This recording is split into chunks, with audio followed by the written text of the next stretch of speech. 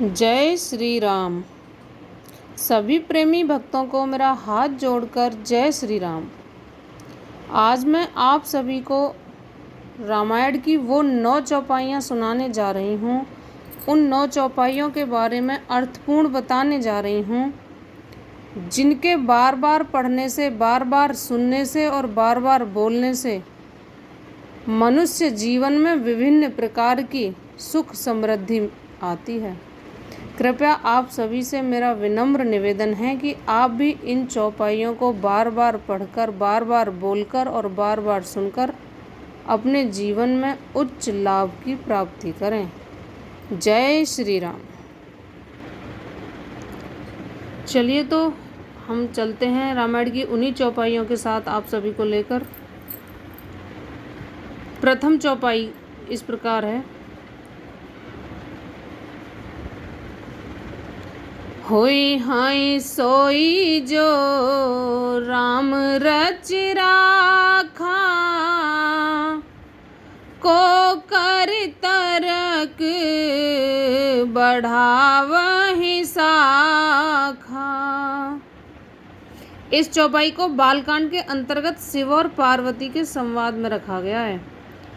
इस चौपाई से मनुष्य को यह आस निकाल लेना चाहिए कि यदि उसके किसी कार्य को होने में किसी भी प्रकार का संदेह आ रहा है तो उसे उस कार्य को भगवान पर छोड़ देना ही श्रेष्ठ मानना चाहिए। चलिए अब हम द्वितीय चौपाई की तरफ बढ़ते हैं। सुन सिय सत्य आशीष हमारी, पूजहि मन कामना तुम्हारी। यह चौपाई बालकांड में श्री सीता जी के गौरी पूजन के प्रसंग में है। यहाँ पर गौरी जी ने श्री सीता जी को मनवांछित वर की प्राप्ति के हेतु आशीर्वाद दिया है।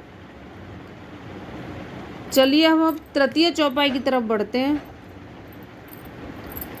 प्रवेश नगर की जय सब काजा, हृदय राखे कौशलपुर राजा। यह चौपाई सुंदरकांड में हनुमान जी के लंका में प्रवेश करने के समय की है। इस चौपाई से यही समझाने की कोशिश की गई है कि किसी भी कार्य का शुभारंभ करने से पहले भगवान का स्मरण करना अत्यंत आवश्यक होता है। चलिए प्रेमी भक्तों, अब हम आपको चतुर्थ चौपाई की ओर लेकर चलते हैं।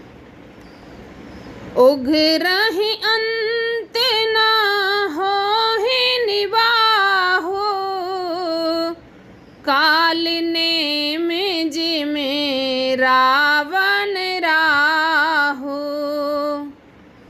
यह चौपाई बालकांड के आरंभ में सत्संग वर्णन के प्रसंग में है। यह चौपाई दर्शा रही है कि इस कार्य को करने में भलाई नहीं है, इस कार्य की सफलता में संदेह है। पंचम चौपाई इस प्रकार है।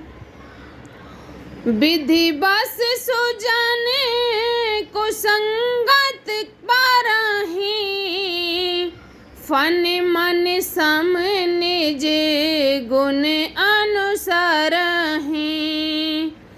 यह चौपाई भी बालकांड के आरंभ में ही सत्संग वर्णन के ही प्रसंग की है। इस चौपाई के माध्यम से तुलसीदास जी समझाना चाह रहे हैं कि खोटे मनुष्यों का संग छोड़ देना ही बेहतर होता है, क्योंकि खोटे मनुष्य साथ रहेंगे तो कार्य पूर्ण होने में संदेह रहेगा। चलिए षष्ठम चौपाई की तरफ बढ़ते हैं। मुद मंगल माया संते समाजो,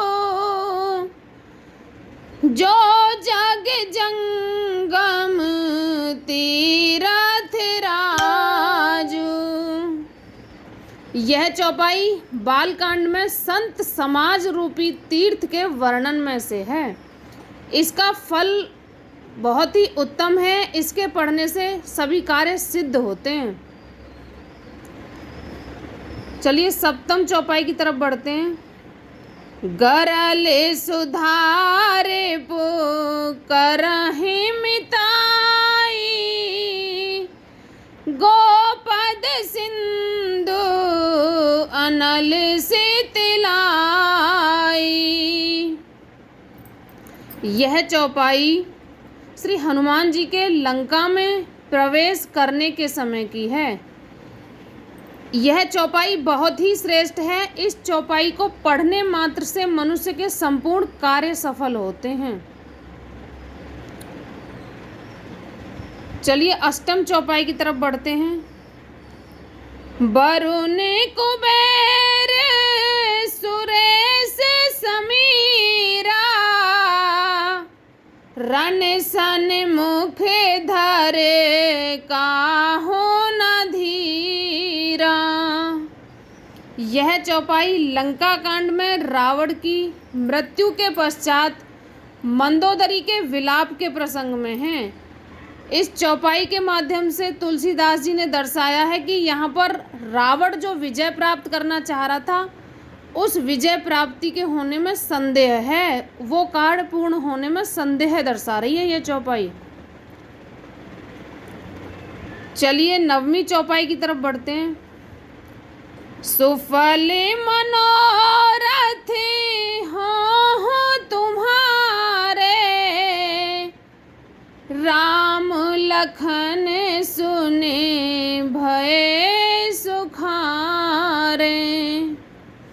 यह चौपाई बालकांड में पुष्प वाटिका से पुष्प लाने पर विश्वामित्र जी का आशीर्वाद है।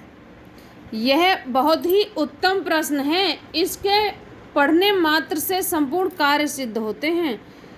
इस प्रकार इसमें कुल 9 चौपाइयाँ बनती हैं, जिनमें सभी प्रकार के प्रश्नों के उत्तर सन्निहित रहते हैं।